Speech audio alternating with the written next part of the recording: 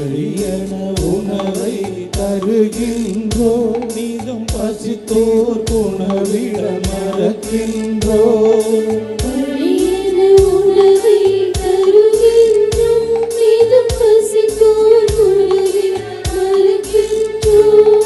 கடமை முடிந்ததென நினைக்கின்றோ,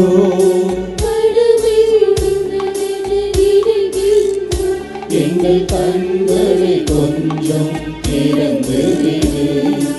இறைவா இதோ வருகின்றோ, உன்